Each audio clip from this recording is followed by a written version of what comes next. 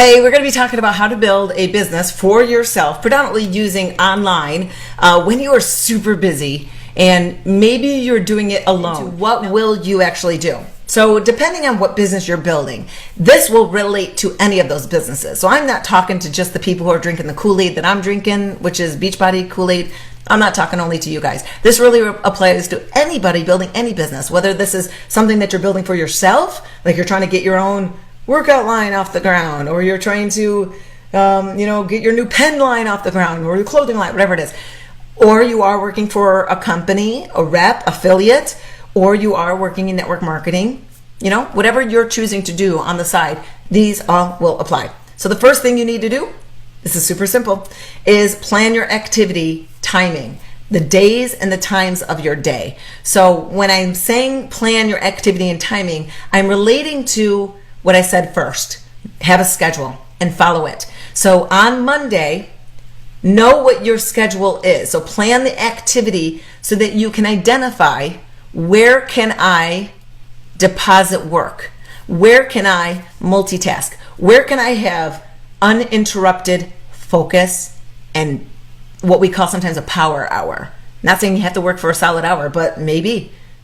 But that's first of all where you want to go, is identify the holes. And this was actually a little technique that I did when we were training the presenters that were starting to brand new to work for Chalene Johnson. My friend in crime at the time, she was the national supervisor, promotion, or director, or something like that. I can't remember what her title was, and I was the national one.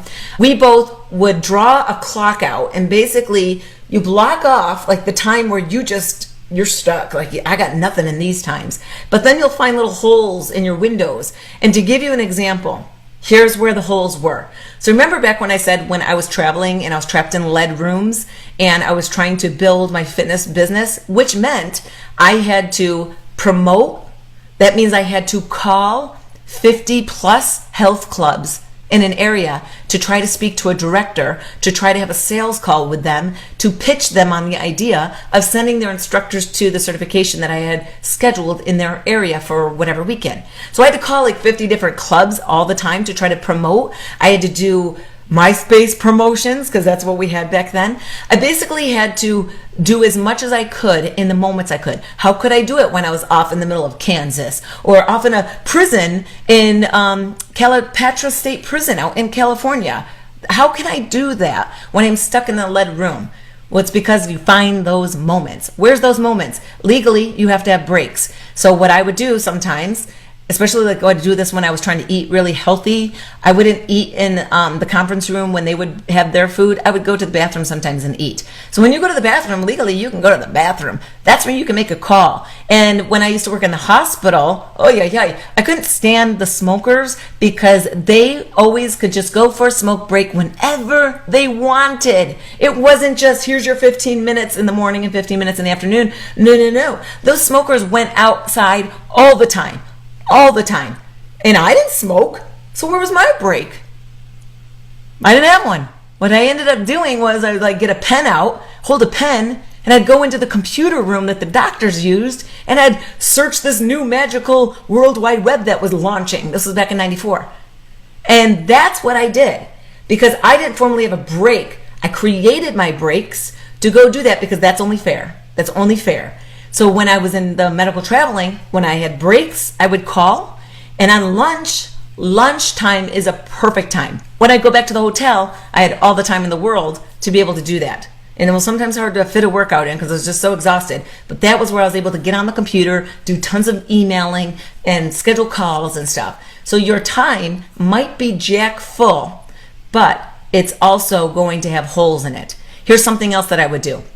So when I was in the medical applications, we would install new digital x-ray equipment into the site, and eventually when it was working properly, my role was to try to convince all these old fuddy-duddy x-ray techs who, I was an x-ray tech too, so I can say that because I used to work with fuddy-duddy olds that didn't want change, and that was when digital x-ray was coming out. I had to try to convince them to change their systems of how they did work, to start using this new technology that everybody hated reading on a computer screen rather than plain film. So my role was to teach them efficiently and quickly, and how more amazing this is going to make their life to be able to get through these exams. That was my job. But there was moments of pause, because when I would train a tech come in, they'd be done and they would leave, and then I'm standing there waiting in the room, waiting for the next person. What do? Stand there and wait? No. I pull out my schedule and I keep reviewing my to-do list. I keep planning and figuring things out. So in those moments of pause, when you're not effectively doing something, that's when you're doing it. Here's the other thing that a lot of people miss, is they look at their 10-minute drive to work as not enough time to do work for your own business. That is the perfect time to do work. I teach a system when I am training my new coaches with the business on how to effectively share the business opportunity with people without telling them all about it. Because here's the fact: when someone is sharing that there's a business opportunity that they should check out, they're really wanting this person to join. And so then they start kind of selling them on the idea. And they sell them on the idea of how amazing the company is and what products there are and what the trainers are. And then there's this yearly conference, and then we could do this, and then you're online and you got social media, and then you could be on Instagram, and then you could be on Pinterest. Like, you start blah, blah, blah, which then paralyzes the person thinking, oh no, I don't have time for that. I'm way too busy. So if you've ever gotten the response of, no, I'm too busy, I can't do it, that's because you talk too much and you talk them right out of looking at the business. So I teach a system where I don't tell them all about it, because first of all, how can I decide what the person might exactly be interested in starting with or seeing themselves doing? Just because, and I've had this done to me, so I can speak from experience. I have a fitness page. Obviously, my career is predominantly in fitness, and that is what my market typically wants of me. So yeah, I can teach you business, but to be truthful, the biggest thing that gets shared is fitness stuff. And so thankfully I can do both. But this video right here, that's not going to be shared as much as if I did a video on how to lose 10 pounds in a week. That video would be shared up the yin yang, because that's what the market wants. But here's the thing, is while you're building this, you want to make sure that you are not telling someone about what they're going to do with it. I'm a fitness professional. Someone sees that I'm a fitness professional, and this is the email that I'll get. Hey, I saw that you're a fitness instructor. This is our business, and you would do great. I know you would be a rock star at this because you've got a huge following. You should check it out. How do you know I'd be a rock star at it? How do you know? Just because I've got a following? You don't know anything about me. Don't ever tell someone that they'd be awesome or amazing at this and that they can do X, Y, and Z, because you don't know what they want to do with it. Not until you have a real conversation with them and really dig that out of them. But the initial thing that you should do is just tell them to watch a video presentation about it. The typical video presentation that talks about your business opportunity or the product that you want to share with them is going to give them a touch point on all different areas. And they are going to pay attention, and the part that's most important to them is going to stand out. But if I just tried to tell them about it, they're just going to hear blah, blah, blah, like Charlie Brown's teacher. They're not going to hear it, and they're going to hear, I'm too busy. Whoa, whoa, whoa. I don't know social media. How can I build this? That's what they're going to hear, because you're selling them on what you're excited about.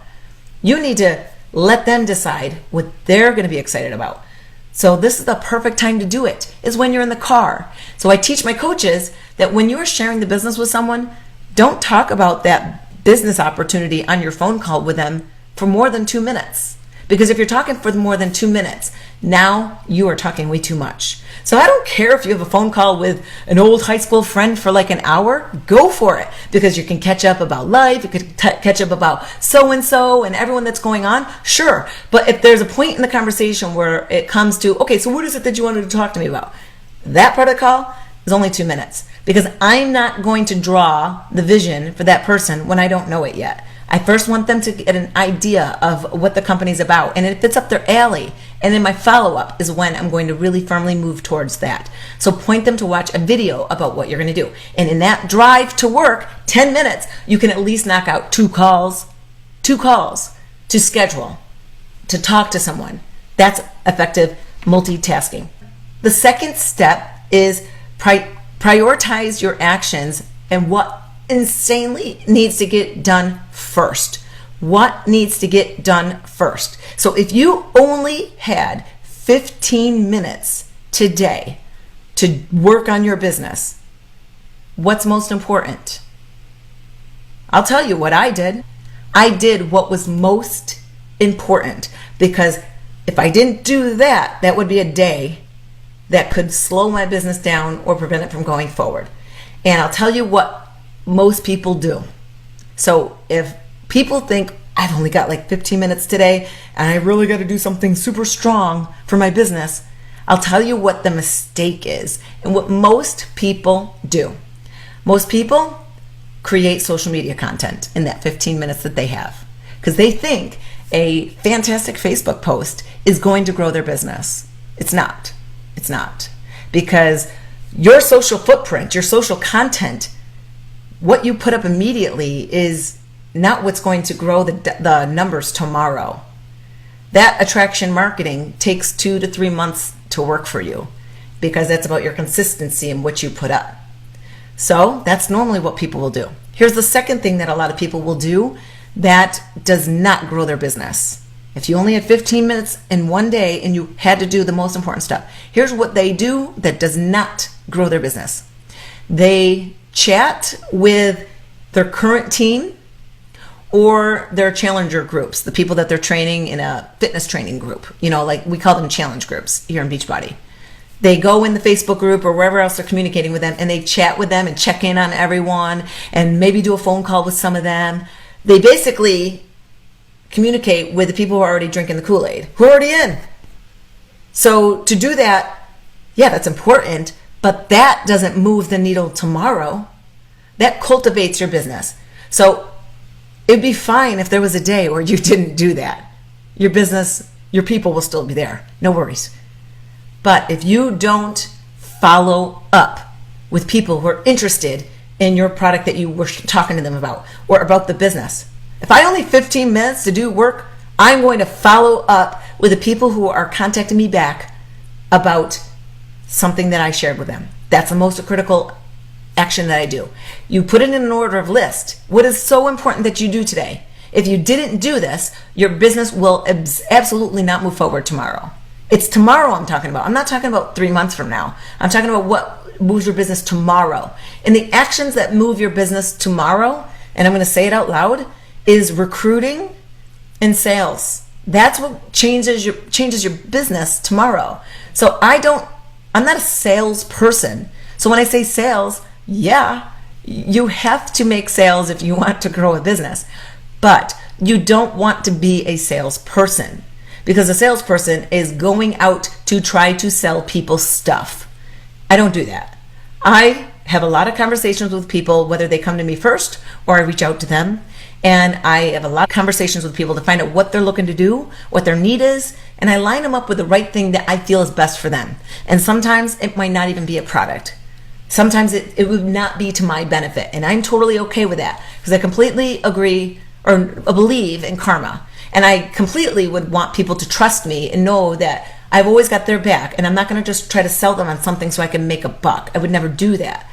And so that's what you want to consider. You're going to make sales when you create those relationships and cultivate it, and you create that with people where they can trust you and they know that you're not just going to sell them something because you need to make your quota that month or whatever it is. So that's the way I work with it. But those two areas, recruiting people, which the way to recruit people is to continually talk to people about the business and to follow up. And I'm not saying you have to cold call people, but I don't want to be on the phone all day, especially if I've got kids and I got 3 dogs. I mean, I don't know if you guys know, but I got 3 labs up in her. And I got detergent sitting on our garbage can top right now because we just bought a very expensive garbage can to prevent my one lab from getting into it.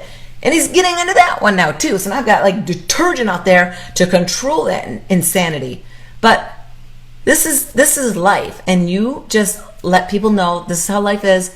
And sorry, stuff's going to happen. But I don't want to be on the phone all day. You don't have to be on the phone all day.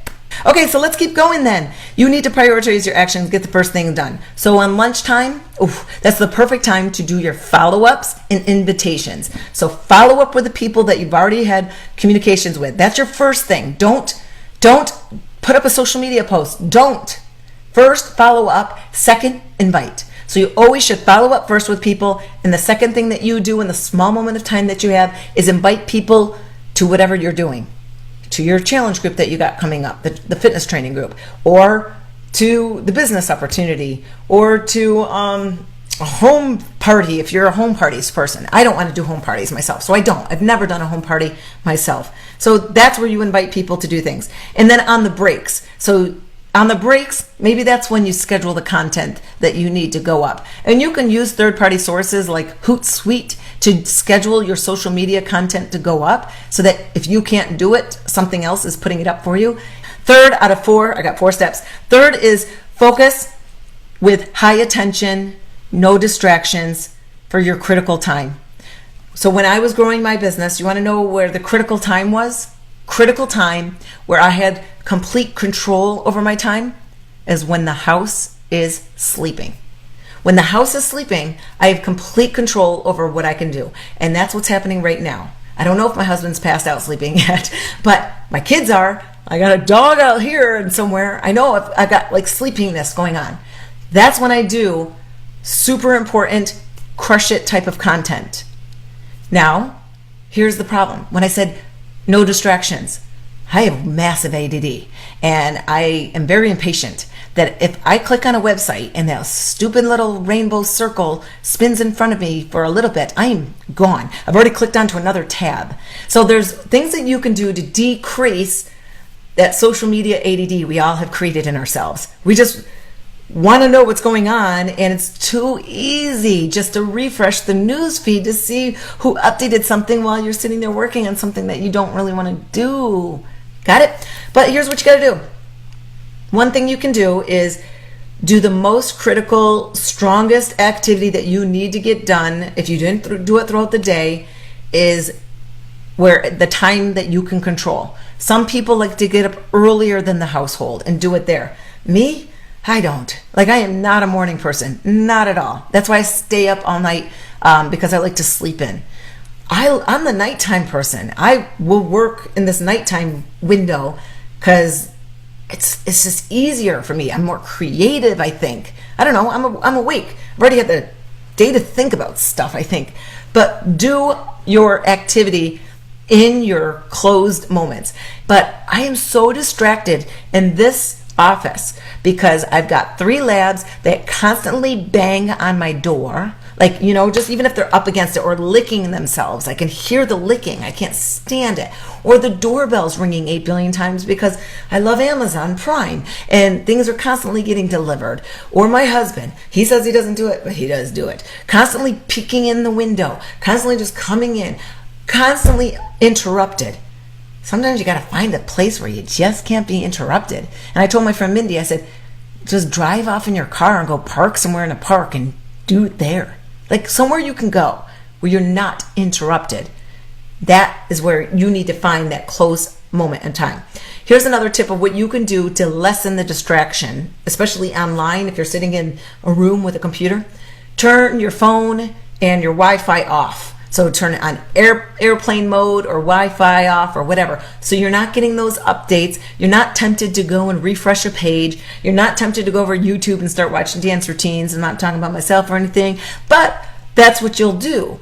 And the other huge benefit of it is that if you just load up your email system and you start working through your email system and then turn all that stuff off, you're fine. So just get through it and then you turn it back on and send and it will all go.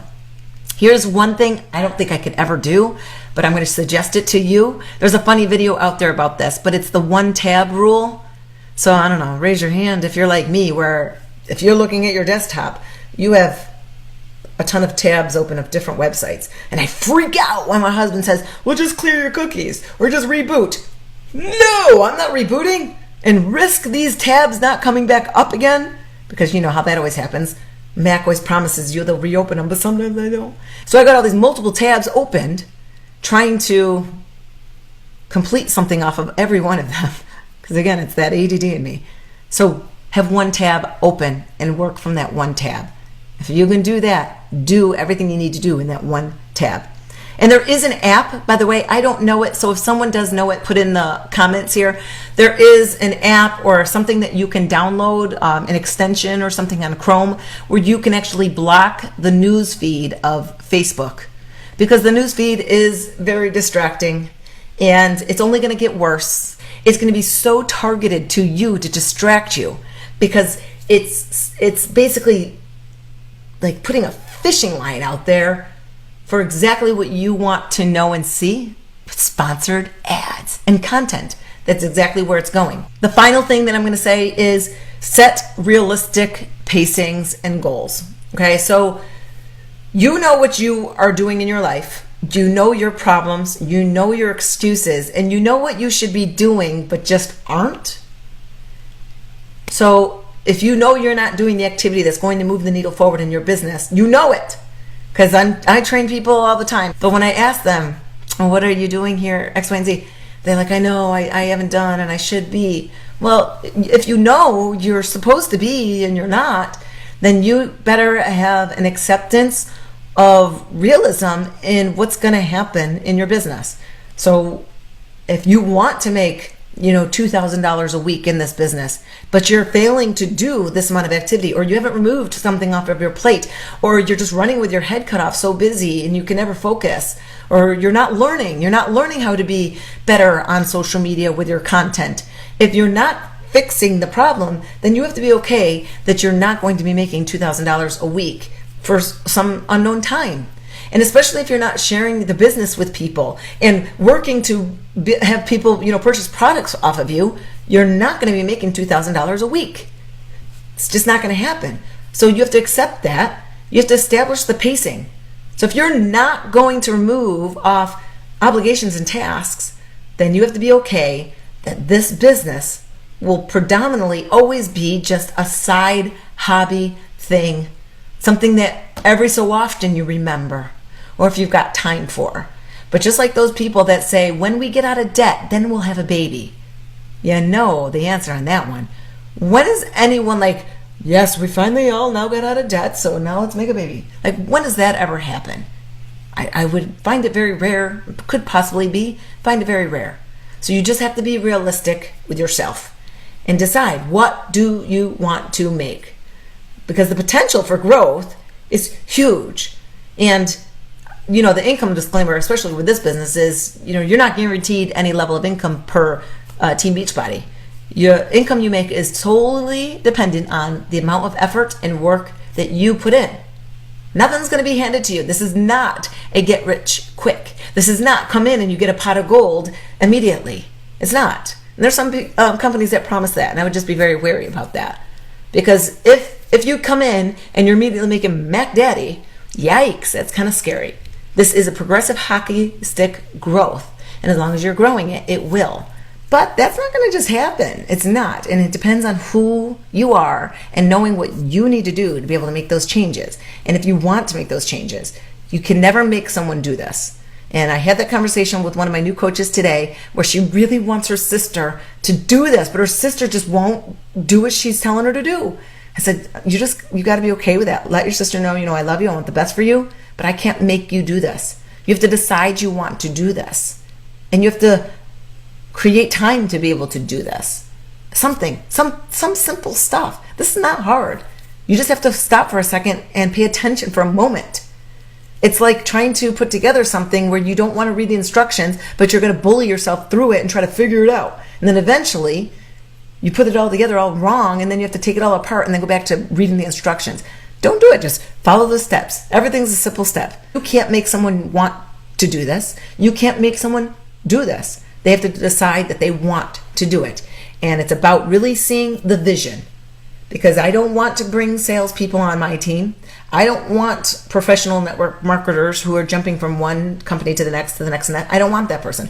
I want the person that wants to be with me long term. Well, hopefully this has been helpful for you. And if you are not a Beachbody coach and you are considering becoming one and you would like me to be your mentor, please go to thecoachedge.com. thecoachedge.com. I have a video there just tells about what this business is about. It's me sharing a little bit about my story and 4 other of my close friends where we all went off to Hawaii this past summer. There were 7 couples of us and all of our kids in Hawaii for a week. And it was amazing. And we just did a little live stream sharing a little bit about why and what this business has done for us.